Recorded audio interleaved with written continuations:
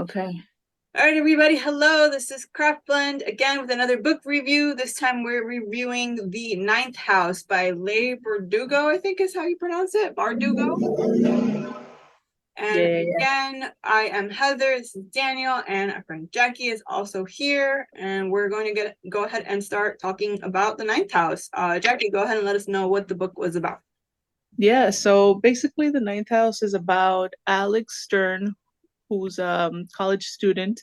She is involved in drugs and receives kind of a deal from the dean in Yale to get a full ride scholarship to to the university. But it's because we end up finding out that it's because she can see ghosts, and at Yale, there are 8 houses that are involved in all sorts of magic.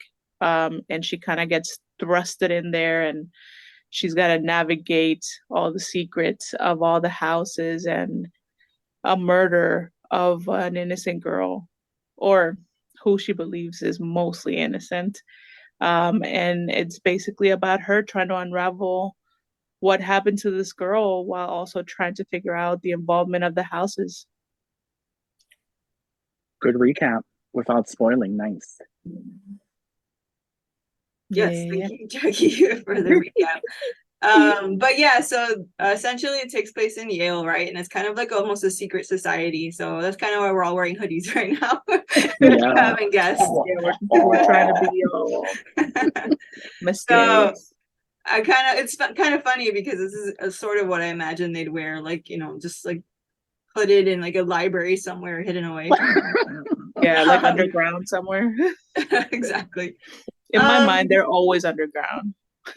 yeah, they are. Um, All right, so I guess to get into it, let's do really quick rating. So I gave it a 4 on Goodreads. What did you guys give it? I would, if I could, I would give it like a 4.5, 4.7, something really, really close to a 5. Because I really loved it. Yeah. And then I'm more towards Heather as well. 4. Okay, awesome. So yeah, that is our just a general rating for us. One of the first questions I have then is how did we hear about the book? I honestly can't remember. I think it's like one of those books that's been around everywhere, right? It's been on BookTube, it's been on Book Talk, it's been on Instagram, all of those places. So it's just kind of been everywhere. And I think one of us picked it up. I think it was me. And I remember, Daniel, that you were like concerned because it was right after Gideon the Ninth. So you were like Yes. hungry. Spoiler alert. I love this one a lot. So I'll be more Yeah. talkative this episode. That's funny. No, yeah, definitely in comparison to Gideon the Ninth, this was a lot it was much easier to follow. So that leads us into, what did you think of the author's writing style? So like I was saying with Gideon the Ninth, coming out of that one, like this was so much easier, so much slower, and definitely she doesn't just toss you in, she holds your hand a little bit, but not enough that you totally know what's happening, but you pick it up as you go along, which I think is good. What did you guys think about it? Yeah, I felt the same way. I didn't think it was hard to follow at all. It was, I don't know, I feel like if Gideon the Ninth was extremely complicated, this was something very simple, and I don't know, it felt like a relief almost to be able to read something so fun. I thought it was a really fun read, honestly. But yeah, she does hold your hand way more than I feel like Gideon the Ninth was more you're in a room, it's dark, you have no lights.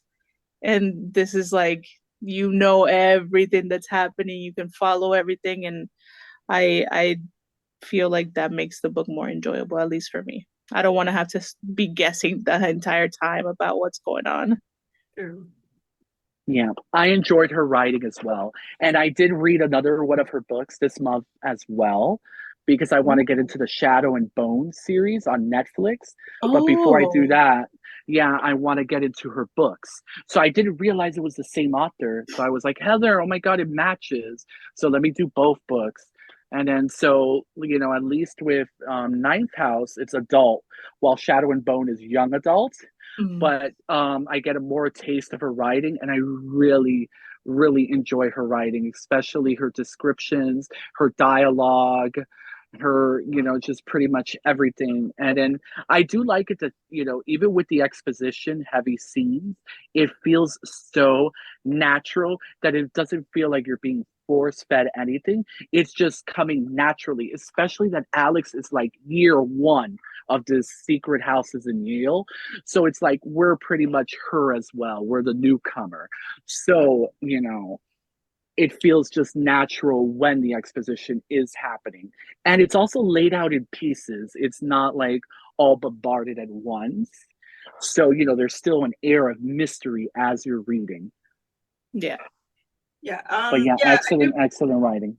I do believe this is her first adult novel, so that's probably why. I know all of her other ones are like YA or just younger audiences. This is her first adult novel that she wrote. So onto that, what did you guys think of the main character? Gabby. I adored her. What's her name, right? And then her name is Alex. Yes.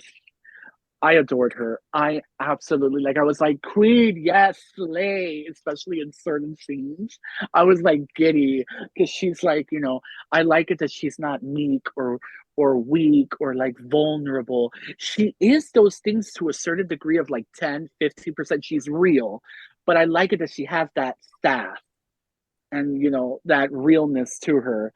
And I just really adored her character. I was like, and I also really loved because technically, for a long portion of the book, it's dual protagonists because we get flashbacks with Darlington, which is like her mentor, and I loved his point of views too.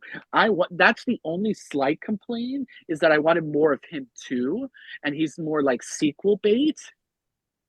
So but I still adore nonetheless both point of views and both characters. Really dug them. But it's not my favorite character. In case you ask that later, I'll let you know. How about you, Jackie? What did you think? I actually really loved her. I felt the same way. I love that she's sassy, that she's spunky, that she talks back, that she defends herself. She doesn't take any shit from anyone. I love a character like that because for me, one of the frustrations in a lot of characters that I've read or seen on TV is that they kind of just take the abuse, they don't stand up for themselves. And she did the complete opposite always. She didn't ever take anything from anyone, even when they were in a position of power and could screw her over, basically. She didn't take it. And I love that so much. Okay. What did you think of her background story? Like everything that happened to her before, she found out or she met Sandow and everything like that with her mom, and then the situations with all the ghosts. I thought that was really interesting and a kind of like I wouldn't say fun because what happened to her was sad, but it added an interesting aspect to her character because you don't think of ghosts as things that can hurt you, but in her case they can. Yeah, I think it was an interesting spin on the being able to see ghosts thing. I think we're more used to seeing them be kind of just there and often portrayed as friendly. And then in her experience and how she goes through it, they're not friendly at all. They're not aggressive physically, except for a few times, like what happened when she was younger in the bathroom and all that. But they're not a presence that brings her comfort. And it's something that she's had to deal with always. So I think that was a good twist to how these situations are usually portrayed. Yeah. At first, the very beginning, when I was getting a bit of those origins, I did find it at least maybe a little bit cliche, just because of the drug addict using the drugs to suppress something or not wanting to do something. But I did enjoy the dynamics, and especially with that chapter 7, that origin scene of what happens to her as a child and the repercussions of that scene. It was pretty powerful. And, granted, I don't know, this is a question within a question. Do you feel maybe it was too gratuitous Or do you think it was done enough where it was okay? When I was reading it, I was honestly shocked. I was like, Me too. I was like shook if like I that's when the book like maybe paused for a second. I was I like, was like, oh my oh God, because yeah. she I was was like, so young when she damn. went through this. I mean, she literally had just gotten her first period, and I was like, oh my God, this wow. It made me like I literally went, but I gasped but too. no, I like that she put it in there and that she wasn't afraid to describe what was happening, and that she didn't sugarcoat it. Yeah, I guess so. It's just like I feel sometimes maybe like you know, if it was like a male writer, if it would have been the same. But since it's a female writer, we excuse it a bit more with the descriptions because it goes a little bit there. So like, it's just I I I think guess it's too much of a complex I question. think I So know. No, I actually think I know where you're headed, but I'd rather talk about that a little later because we're still at the beginning of the story.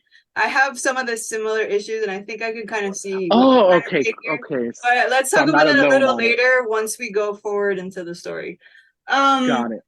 so in speaking of which, so then who was your favorite character? So you said that Alex wasn't your favorite character. I was going to say, I was going to add on to that when you talked about Darlington, is I felt the same way about Darlington. I actually wanted more of him as well. In fact, I Yeah. was a little like bothered, but I was just like, I wish that she could have given us a little more of their relationship than what she did.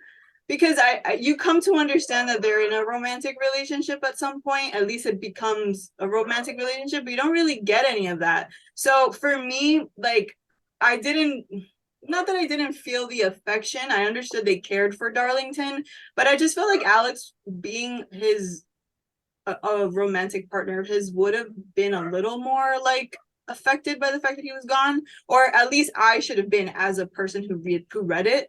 I feel like I should have been more affected the fact that Darlington was gone because of their supposed relationship, but I just didn't get it, and only because I don't feel like she gave us enough details. She gave us tidbits, and like you said, it's probably for the sequel, and so I'm kind of hoping in the sequel she gives us a little bit more of Darlington.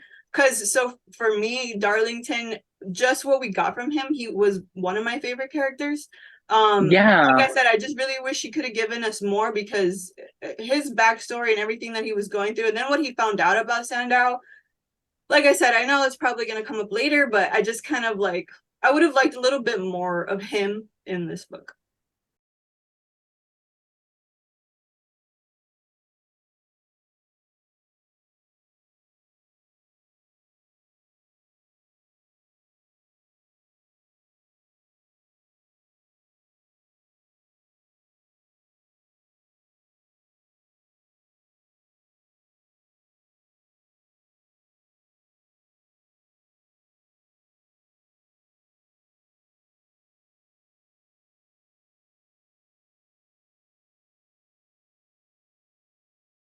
Yeah, totally, 100% agree. So, Yeah. who's your Now the favorite way character? Well, to piggyback off that just really quick with Darlington, the reason it didn't bug me as much that he wasn't that into the story is because I felt like at least this first book is Alex. So I saw it kind of like, like those black and white noir stories. It has that vibe of like, like LA noir, like, killer murder mystery. Alex is the main detective in town. Her love interest. Darlington gets the point of view of what a female character would be in that genre. So it's just flipped within that Darlington is like the damsel. So like I got that subversion, so I liked it. And then for her to have Darlington so little and yet us still love him to death, she did it right at least. So because other people may fail with that love interest or that secondary character in other stories, but here it's done enough to give us a little bit of a taste of that cupcake. Now to my favorite character that I love, that she's tropey too. All this book has a lot of little stereotypes and tropes, but I just adored it just the way it was packaged completely. Is Dolls. I love Dolls because I can imagine her in maybe like the noir of anime because I imagined her very meek and quiet, Oh, it's on the laptop. I imagine her Like, like a Velma. yeah, like a Velma, but more hush hush. So I adored dolls. I just loved her. I was like, "Ay, mama, I wish I had a best friend like that." I was like, so she's adorable, and yeah, that I would say dolls was my favorite character. Second to Alex. Alex is just as great. Okay, Jackie. I think probably Alex was my favorite one. I like Dawes and I love Darlington too.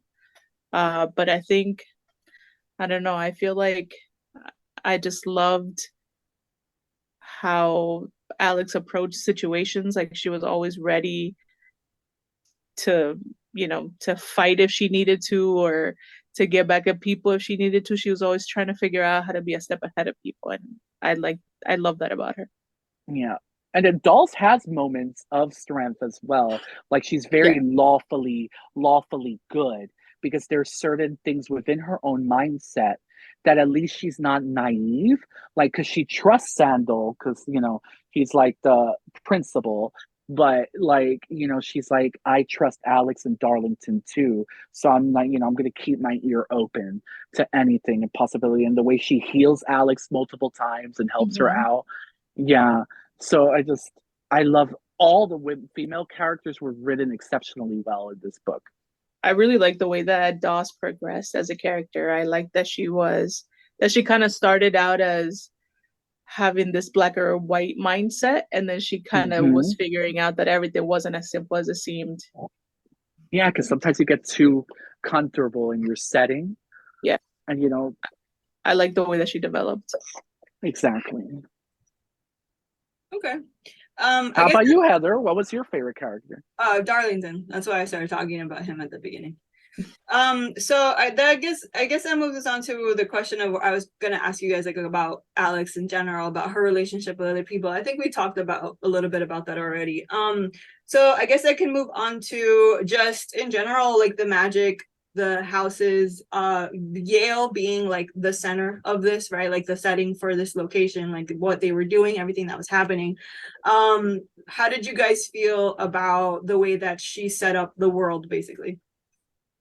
Daniel and I were actually discussing her and how she came up with the story based on an interview that she gave to the voice actress that reads the audiobook. And I thought it was, when I heard the interview, I thought it was crazy that all these houses actually exist in Yale. These are all real, legit secret society houses that are currently, working there, obviously without the magic supernatural ghost stuff. That we But know of. That we know right, of. that we know of. But I thought it was so crazy that the inspiration came from true real life, from things that are actually happening there, that all the buildings are actual buildings in Yale, that everything is physically in reality. And she Yeah. just added all this other supernatural stuff. I thought it made it a little bit more spooky, because I found myself asking myself as I was reading. I was like, "Oh my God, what if this shit is real?" Yeah.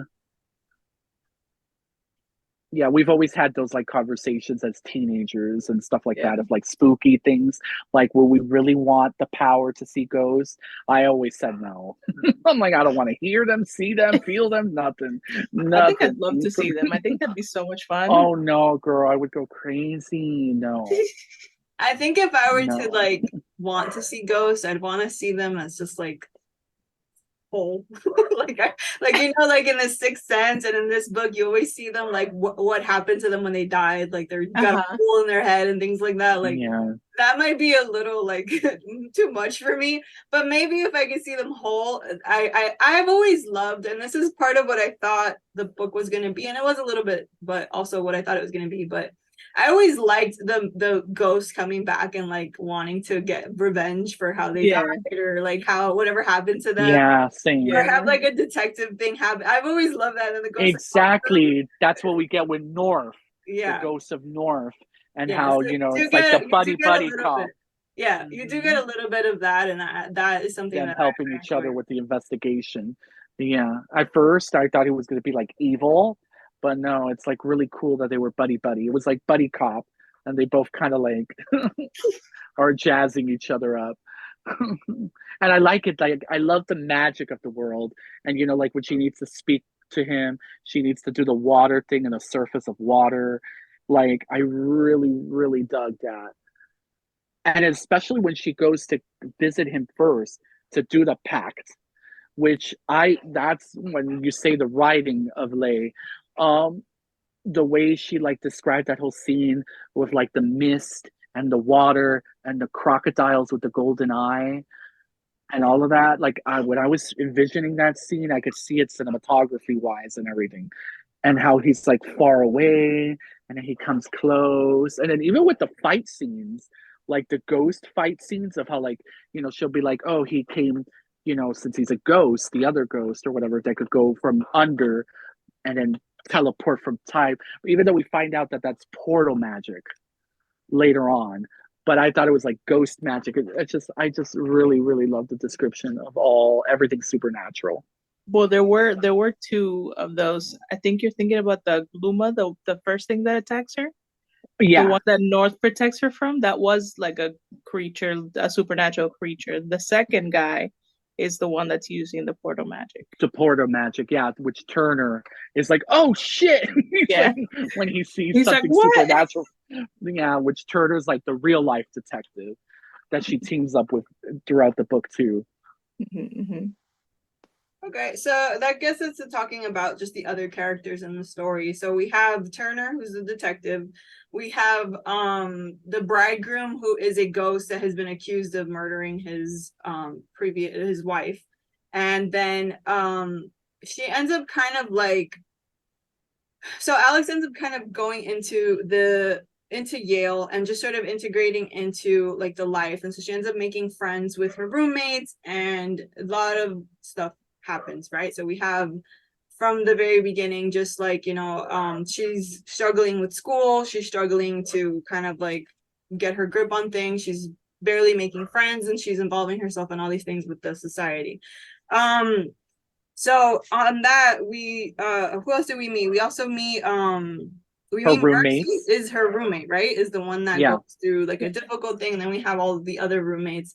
And then we Yeah. also learn about Alex's past, which is where she was a drug addict. She had a friend that she was close to who ended up basically getting killed as well because of the drug habits that she was involved in, right? So I guess the question that I kind of have is just like, in general, how did you feel about, I guess we could start with Alex's background story, her origin story of how she like ended up meeting Sandow and everything like that. Because I thought it was interesting, and it was kind of sad, right? That she's like kind of like involved herself in drugs because of the fact that she couldn't handle her gift or her curse, as she probably would put it. And she ends up meeting these people who end up taking her down the wrong path, and she ends up having to basically fight for her life, and she ends up losing her best friend in the process. How did you guys feel about those scenes? I'll let you go first, Jackie. So there was one of the scenes where you get like a brief flashback within a flashback of the girl that she first met when she was introduced to Len and the rest of the drug people. I think her name was Mosh. Where Mosh has already moved on, and I think she became like a nurse or a doctor, or she's studying medicine or something. And she apologizes to Alex, and she said, I'm sorry, because she saw that she's still in that world. Sorry. And Alex, she's confused by why she's apologizing to her, and she says, what are you talking about? You saved my life. And all Mosh does is she just looks at her sadly. And that's one of the scenes that really stuck with me in my mind, because Alex doesn't or hasn't quite realized what kind of life she's living, with all these drugs that she's constantly taking, with basically living poor all the time. She doesn't have a future, but she doesn't see it that way yet. And that was one of the saddest scenes for me, at least. And then later on, I know you're saying that Helly was her best friend, but I always kind of, the way that I read it, I always felt like they might have a little bit fallen in love with each other. Oh. Even though they didn't, like, the that love that she felt for her, for me, wasn't only friendship. Um Hmm. Even though there was nothing explicit about it. It might just be me making shit up in my head, No, but Mama, every for me reading it of was it is a valid. for me for me it was a little bit deeper than friendship. And you know, all the stuff that they went through together created for them such a bond. And when we figure out exactly what happened that day, I was like, I would have 100% done exactly the same thing. Like, I would have lost my shit. Yeah.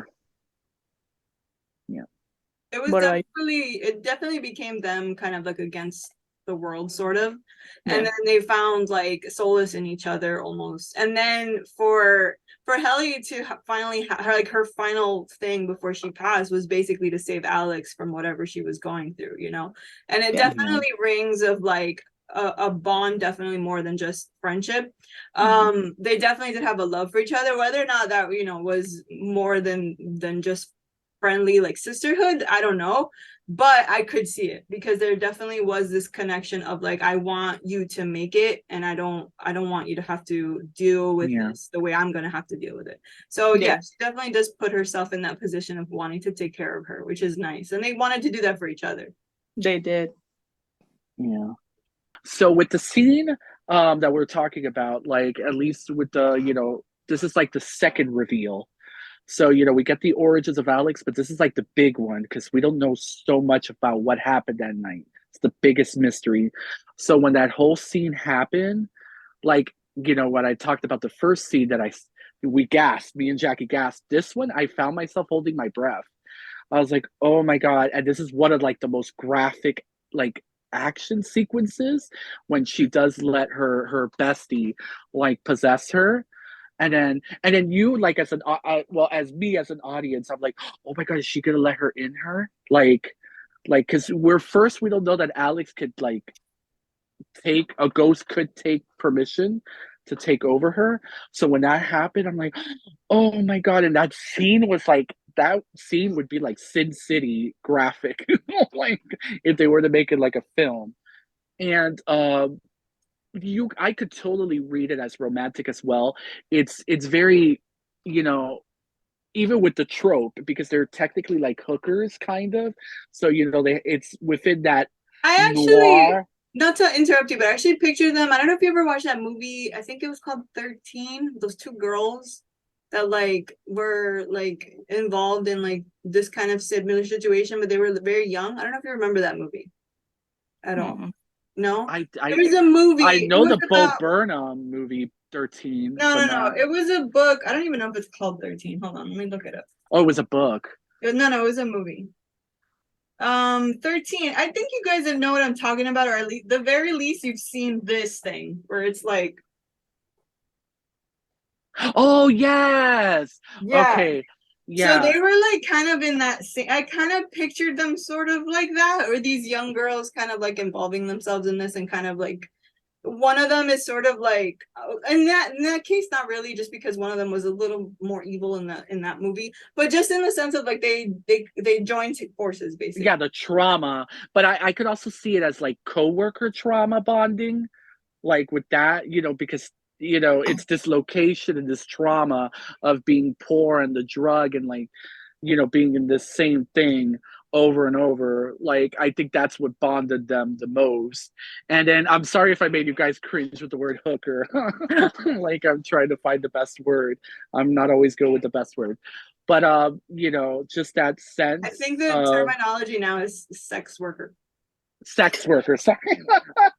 But yeah, so sex worker, and just like you know, that trauma bonding of together. The good thing is, thank God we didn't get the other trope of like women against women where they would be fighting, which most storylines do.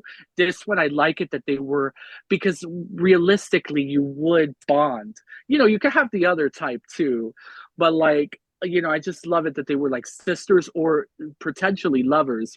You know, we'll never truly know because they were going to escape together. And then, you know, that's the sad thing of it. But yeah, like that scene was one of the like most impactful. Like I remember, I think that's where I paused and I'm like, I'm not gonna read till tomorrow. Hmm. Yeah. So then that moves us on to her friendships with the girls in her dorm, basically, where she's living with these girls, and what ends up happening between her and them, which I really I had a love-hate relationship with this part. Going back to the tropes, it is tropey, and it is a little bit of like, okay, you know, it was for me. Like, this is just my take on it. I had a love-hate relationship when it came to her relationship with the girls and everything that was happening with the school part of it. Although at the end of it, like, I did like it. I did enjoy the fact that she realizes her mistake with Mercy, and then what ends up happening with Mercy was really sad and just is a reality for girls across the country, right? Like, this is a topic of conversation that comes up often, which is that in schools and in these high universities, these boys are in fraternities and they're in societies, and they do things that they're not supposed to do. They roofie girls, they drug them, they do whatever they want. Then they take images of them and share them with us. So this is a reality of what happens. And I think she tackled it in a fun way, in a way that I think a lot of girls would, a lot of women who maybe have gone through that might feel a sense of like I'd love to have been able to do that. So Yeah, the power speaking of fulfillment. that, on top of that, it was disgusting as hell. So Yeah. what ends up happening, right, is that Bercy ends up being given a drug. What was it called? You guys knew the name of it. Star power. Merity. No, sorry. Yeah, Merity for Mercy. Merity. Yeah. So she was given what is called Merity. It is basically a drug that can allow the person who gave it to you to sort of control your actions. And this is where we start to find out what is kind of like happening, right? There's something happening in the background, because how did this guy, Blake Keeley, is the name of him, how did this guy get his hands on this? And who else has their hands on potentially disastrous magic, right? Yeah. So this kind of leads us into all of that. How did you guys feel about what happened with Mercy and what happened with what she did with the videos and deleting it, and then also making him eat poop?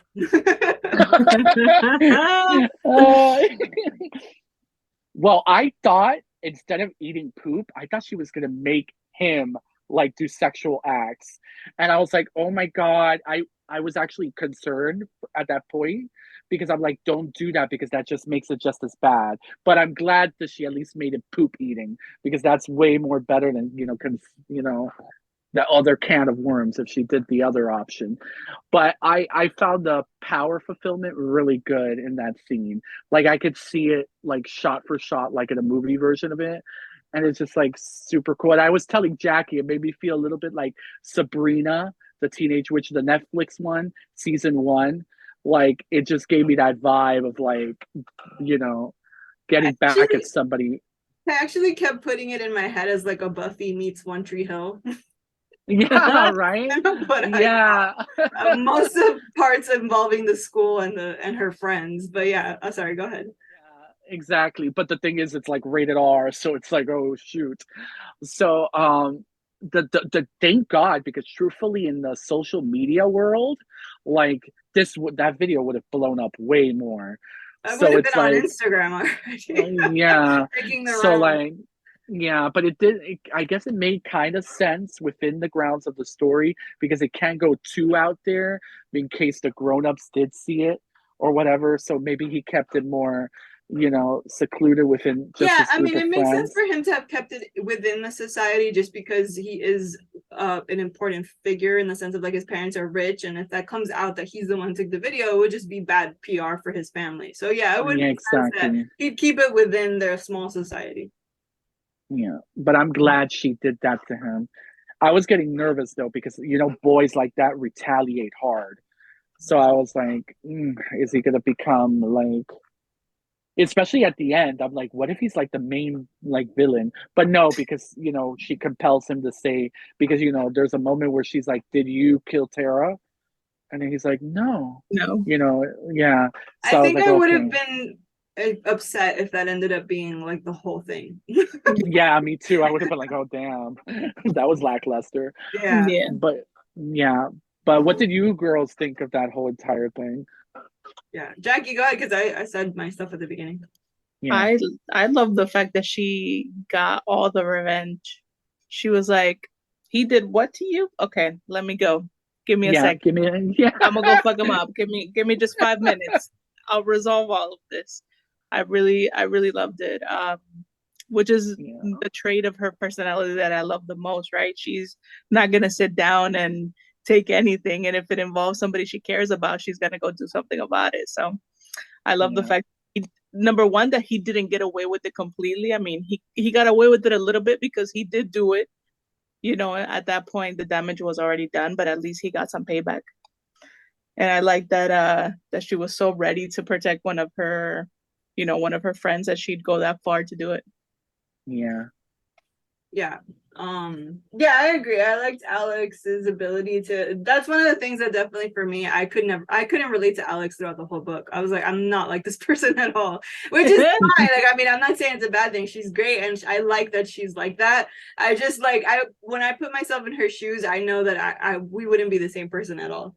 But yeah, so in regards to that, so we were talking about how this ends up kind of catapulting us into what the actual problem is, right? Like there's stuff going on that is being hidden, and that she's slowly starting to figure out, and Darlington had been figuring out.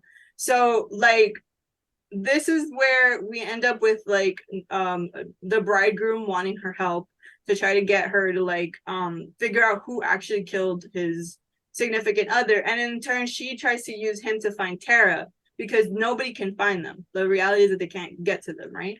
So they're not ghosts, they're not out in the world, they don't know where they are. So her whole point is to try to get Tara to kind of figure out what's happening. And in this, she involves Turner, she involves Dawes, and like they kind of, Scooby-Doo their way into figuring out like who the monster is behind the mask, right? So yeah. what did you guys feel about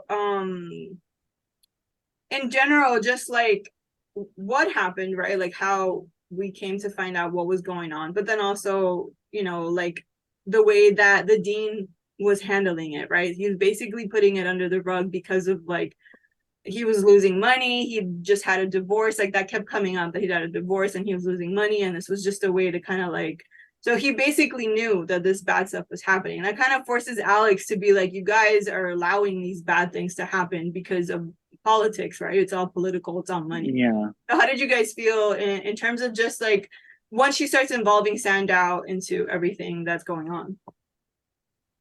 I found think, sorry, so before I start, I think for me, I was already getting suspicious of him. I think early on, I can't remember what had happened that had been suspicious of him, but then the whole situation when they try to bring Darlington back, right? Darlington back, yeah.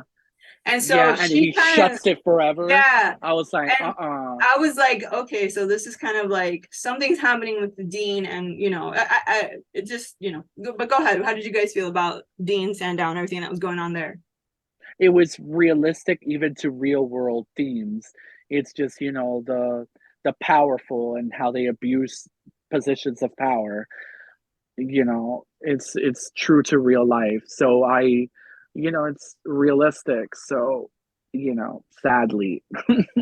Yeah, but I guess I'm asking, like, did it work for you? Did the Yeah, no, it totally worked. It totally worked, and everything. It tied all the dots together. It made everything coherent and made sense. Okay. And then this had a little bit like not connections. It had similar themes a little bit with Gideon the Knife. Not to bring that again, but just like that.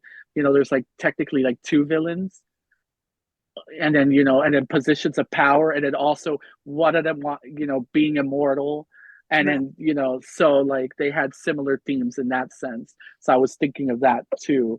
So Right. yeah. Yeah, so we kind of ended up learning about what was her name? Sorry, I forget. Bellbaum, right? Album, yeah. So Professor Bellbaum, what we end up finding out, of course, is that she's actually the real bad guy, right? Like she's Our Yeah. main villain. our main villain, exactly. Now, like in What a twist! in Dean Sandow's case, he's kind of like the guy who's just like pretending nothing is going wrong, right? But Professor Bellbaum in this case is actually the one committing like the murders. I think when you guys were talking about earlier about like gasping at a certain scene, this was actually the scene that I gasped at because I was like, oh wow, like this is interesting because she made Daisy the villain, right? Like the girl that Bridegroom had been looking for, she made her the villain. And then we find out what's been happening over the years. So I thought that was really interesting. And so how did you guys feel about the reveal about who the villain was? I love I the way she really did it. No, you go ahead. Go ahead. no, that I loved it as the subversion of it. Where do women find power in a man's world? With the whole, I really, really dug it. And, you could tell Leigh knows her research and stuff like that. And just being like the one who's behind the scene and the one who manipulates things and all of that. So I found that like really, really, really cool. And then, it goes to show that like whoever you are, you have the potential to be evil or a villain. So like I really, really dug it too. I was like, damn it, it was pretty nasty the way that she would like, use the people's bodies. It was like a Medusa complex, kind of. Yeah. How about you, Jackie? I loved that she did, like you said, Heather, make her the villain. We had this image of her being the victim this whole time. She got murdered. Oh my God, poor girl. Meanwhile, she's the one murdering all these other girls. I also like the reveal that we finally get kind of a name to what Alex is and what her ability is called, because that's who she had been killing this whole time, right? She had been killing all these Yes. girls that had this specific ability. I believe they were called wheel walkers or something like that. Yeah, I can't remember either. Yeah, Yeah. something like that. Yeah. Yeah, So I liked that. That's what gave them that extra ability to give her more life, mm-hmm. right? Because Exactly. they Yeah. possessed all this more magic or more, I don't know, more energy than a regular soul would. Yeah, So she can use that I husk really love that. longer. Yeah, I love the reveal. I also love the part where and I don't really always side with villains, but I love the part where she told the dean, she's like, "Shut the fuck up and sit down, okay?" she's like, "You just sit there for a second." Because I Oh, it's mean, funny. and it's true what you said, Heather, at the beginning. For me, he was already suspicious even before he said much, just because he was the dean. The dean, I'm right? I'm Yeah. naturally like suspicious of people People with in those power. kinds of, yeah, always. Yeah. But then he immediately, when the body was discovered, he was like, "Oh, don't get involved, let it rest, I'll handle Yeah, it." exactly. And I Yeah. was like, "Oh no, this bitch is definitely hiding a bunch of stuff." So the fact that he was involved to that degree was, we could probably see that coming. But I like the reveal that it was actually the other dead girl the whole time. Yeah. Um, yeah, I enjoyed that scene too. And like I said, I did enjoy the reveal. I think from a feminine aspect, it was really fun, at least for me. However, the only thing though, I don't know if maybe you guys felt this, but I did feel it towards the end, is Alex makes a statement about like her killing off like brown girls and like girls that are, low income standing. I I kind of felt like that was thrown in a little bit. Like, yeah, she does discuss it towards the end, but you don't pick that up, I think, until the end. And I feel like if you're gonna make that kind of statement, it needs to be more like tossed into the rest of the book in a little bit of a bigger way. Because I felt like it Yeah. just kind of came not out of nowhere completely, but a little bit out of nowhere. So I was like, we haven't talked about this at all the whole time. And then you kind of bring it up at the end. That's how I viewed it. Did you guys have any similar idea, or maybe I'm just like reading I it? know. I totally agree with you. I totally agree with you. But since, like, when we get to do that extra credit research of, US history and stuff like that, and how we did use Black bodies, like for experiments, these are things that really did happen. Yeah. When in a magical context, because it is still our world, it's still Earth, it's still the United States, it's still the founding fathers and all of that. I was like, it didn't like come untrue. I was like, they would have done that. Sadly, it's like a weird, sad truth. I guess So for me, it's not so much that I don't believe that they would do it. I think it's fine that she even talked about it. I just feel like she didn't talk about that aspect enough throughout the book. I felt like it was tacked on towards the end where we didn't really there was no in-depth to that. It's a statement that's heavy. And I feel like if you're going to use that kind of statement, you need to be more proactive and talk about it. And then throughout the book, I don't feel like she did. She focused on Alex's aspect of being a drug addict and being almost like a sex worker with her situation with Len. But like, that's really all you get in terms of that. I feel like that like I said, because it's such a heavy statement for me, and this just goes into what the next question would have been, which is what frustrated you about the book. That is a big frustration for me, just because like it's just so heavy, and I don't think it's a throwaway statement that you should make. That for me, I didn't particularly enjoy that. If she had weaved it in better throughout the book, more topics in that conversation, I think it would have hit a little differently. yeah, Because it was just like, for me, tossed in at the end, I didn't particularly enjoy that part. But that's just me. Obviously, everybody has different no, of opinions. course Was it's there anything valid. else It's a is there anything valid that point. frustrated you about the book? I know, Daniel, you were talking earlier about some stuff that was bothering you, and I don't really remember. Just like when you go into adult genre, like with rape and sexual assault and all of those things, like how far is too much description, how far is too much gratuitous, like sexual in nature with those subjects. So like, it's just me. Anything with sex, I'm not a prude or anything. I just get all like, ooh, ah. Like, so it's just like, is it shock value? Is it done for shock value to have that adult book, or does it serve purpose of the story? Overall, I think it was done well. It wasn't done exploratory. It wasn't done horrendous. So I came to like at least forgive that it went graphical in those sense, because that's real life. It needs to go there, and it wasn't just for shock value. It wasn't like repetitive within those things, like where everybody's a rapist and everybody's evil and sex, rape everywhere. It's just those things exist in that world like it does in ours. I mean, I can kind of, for me, I can kind of disagree just a little bit, because you just bring it up like No, three go ahead. other times, like the sex and the rapey stuff. Because first you have the scene with Darlington being glamored and he's like trying to get all up on Alex, and then you have the scene with Mercy and everything that's happening there.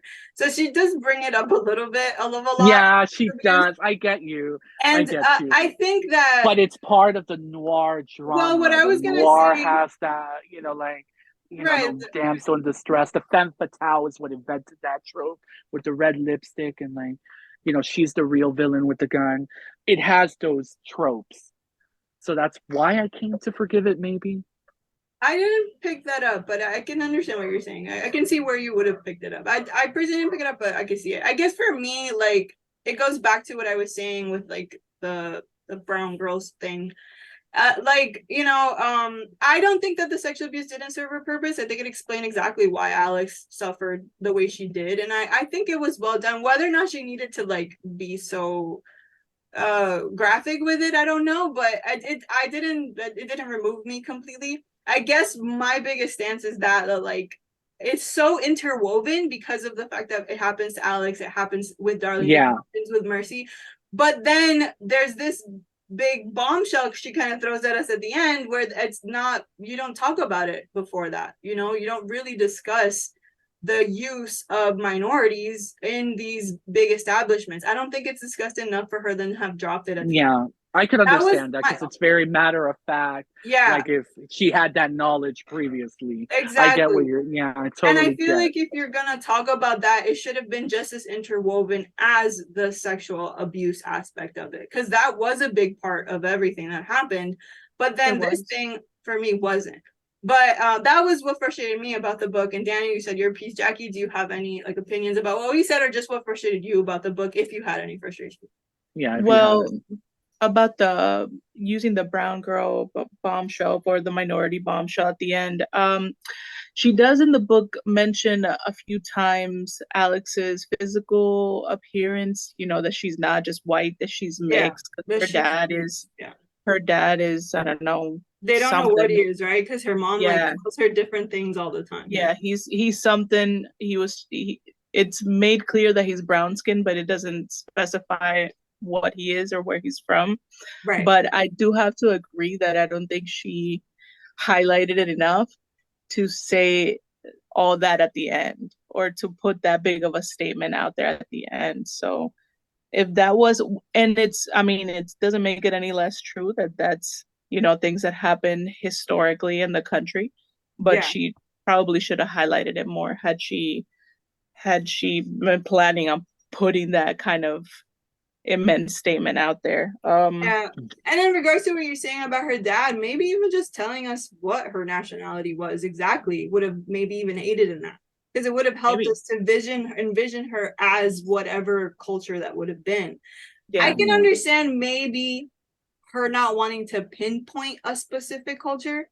So that I can kind of understand, where you don't want to be like, oh, you know, she was Mexican, and then have like, you know, that be like a thing, or something like that. Yeah. Or upset a group of people, right? Like I understand that aspect, but it just, you know, for me, it's just like you didn't talk about it enough for you to have said that. Like I just, you know, that was my only gripe with it. I just feel like she could have talked a little bit more about the minority. And then she makes like, at one point she makes like a weird statement with the ghost and about Turner, because Turner is a black male detective, and like she says to the bridegroom, oh, do you have a problem with like Yeah, do a problem. like Not you're not Are you not used to seeing a black policeman or something like that? exactly. And it's just like these are like things that are tacked on just like so randomly, that to me I'm like, I didn't like that. I don't know, it just felt a little skeevy to me. And I just, you know, that's probably just the only thing that I think she could have done a little better, or if not, just have like omitted it. But, you know, and just focus on the drug addiction, people who are down on their luck. Because if you're gonna interweave racism into something like that, that should, I feel, right, it should be a bigger overarching picture. Yeah, it should be Because more. racism isn't something you can tack on. It is something that is, and it happens every day. It's still happening, right? And it's just like, that was the only thing that I didn't like. Yeah, it's not a small enough issue to make it so light. Yeah, Exactly. I get it. I get it. She centered more on the drug abuse than she did on minorities, you know? So On the drug abuse and the sexual abuse. And the sexual abuse, right? So like those two things, if you were to just focus on that, I think it would have worked better than if you had then added that in there. That's just me though. Okay, so speaking of which, any after all of that, how did you guys feel about the ending, basically how it ended, how it leads into the next book in the series? I was hoping for Darlington to have been back by the end of the book, for them to have found some way to reintegrate him, for him to have been there for the final boss reveal, to have seen kind of like the fruits of his research labor that he had been doing this whole time, that were ultimately some of the things that helped Alex get to the truth, right? Were the works that he had done and the notes that he had taken and everything, part of his personal investigation. But aside from that, I thought she led it into the next book really well. It felt like a good enough bridge where she was kind of getting the band together with this like ragtag group of people who had to join forces to go get somebody back. I like that that kind of feel. Yeah, they're going to hell next book. They are, literally. How did you feel about it, Daniel? Well, you know, in a stance previously, you know, like I'm getting more into fantasy again, and I'm getting more into series, but you know, I'm that type of hoe that loves solo adventures. I like one-offs. I like one shot, like contain the story in one book. But that's where I think this one does succeed, where it still holds together as one book. Even though we Yeah. could get another adventure, it's still within the context of that first story. It's grand, it's good, it has the 3-act structure, it ends perfectly fine. It's good story one. Now book two, we're gonna get more fun. But I did have that wish fulfillment. If it was a one-off, it would have been that Darlington comes back at the end, they all fight together, and happy ending, no book two. But I guess like detective stories and like Sherlock Holmes and like all of that, it has to be a series, especially with fantasy and shit and secret societies. But did we get the second book? Me and Jackie did. We're hooked. Yeah. So it did work as a device, as a mechanism to get us, pumped for a sequel. So Yeah. I am excited for it. Yeah. Yeah, I agree. I think she did a good job in giving us, I think we had talked about in the beginning, she gave us just enough of Darlington to want us to meet him and get to know him better, and then get excited for the next book where we do finally get to interact with this character a little bit more than what we've done so far. I hope so. Well, yeah, hopefully. Can you imagine 90% and then they get him at the end? Well, I kind of hope that doesn't happen, because for me it was the same situation as with like Gideon the Ninth when she killed off Gideon. Like I like Darlington and I found him very interesting, and I would have liked more time with him, if that makes sense. So I hope that in the next book he will make a comeback and he will be there more from the beginning than this one. And we do get like to witness them interact and witness them kind of like do what they're gonna do. I really like the idea of them going like into hell into the next book, right? And just getting like involved in all of that. I like that to drive him out. Yeah, I like that Dawes and Michelle are involved and they're gonna go to this adventure. Girl power. It sounds like it's gonna be a lot of fun. Exactly. The power of 3. What do you guys think about Michelle? I'm a little iffy on her, honestly. I'm scared. She could be the main villain for the second one. She makes me mixed. She gives me a lot of mixed vibes. I don't know. Me too. I do. I don't fully trust 100%. Her. Yeah, totally agree with you, Jax. 100%. I don't trust her, but I'm willing to see. I'm strapped for the adventure. I was gonna say, I'm not picking it up. I'm excited to see what Michelle is gonna bring to the table, because it's a character we don't really know much about. Yeah, we don't know anything about her. And I'm excited to see what she's gonna do with her, what her personality is gonna be in the next book. So that I think will be interesting. I don't particularly think she's a bad character, but I guess we'll see. We'll find out. Yeah, we'll see. But yeah, so I guess that brings us right to the end. This is the end of it, and this is the end of the story basically. Do you guys have any last thoughts or anything like that about the book? No, pretty much it. Just that we highly do recommend it. At least I was gonna ask, do you recommend it for other readers and the like? I would. Yeah, totally do. Yes, I would definitely. It's fun enough. Yeah. I actually already did recommend it to my sister. I was like, you need to read this. It's pretty cool. Yeah. Okay. Yeah, I think across the board, we all recommend the book. If you like your Dark Gideon the Ninth. If you like your dark academia, if you like your I would say it follows a lot of tropes. It does have a shit ton of them. So if you like tropey books, a lot. Yes. And then we could I could, because you're with the brown people, we could also piggyback off that and recommend, at least I could recommend in Dark Academia, Ace of Spades. If you want a story, written about race and the Dark Academia University school vibes with Gossip Girl vibes too, I could highly recommend that and support a Black author as well to put that. Awesome. Great. Yeah. So if you like your Dark Academia vibes, if you like ghosts, if you like secret societies, this is definitely going to be the book for you. Definitely pick it up. It was good. We think it was well done, well written. And we're actually going to be hoping to read her next book soon. And that brings us about to the end. Our next book in our book reviews is going to be 1984. What was his name? George Orwell, I think it is. Orwell. Yeah. It's a classic that I've never read. So it should be fun. There's a lot of classics that I didn't read in school. Yeah, so we're heading into our little bit of our classics era in the next couple of Classic summer. So hopefully you guys will join us for that one, and hopefully you guys will pick up the ninth house. Let us know what you thought about it. What are your feelings about the book? Did anything frustrate you? Did you like anything? Are you going to read the next one? Let us know. And yeah, that's going to be it for us. Thank you guys for joining me for this book discussion, and that's it. Bye guys. Bye.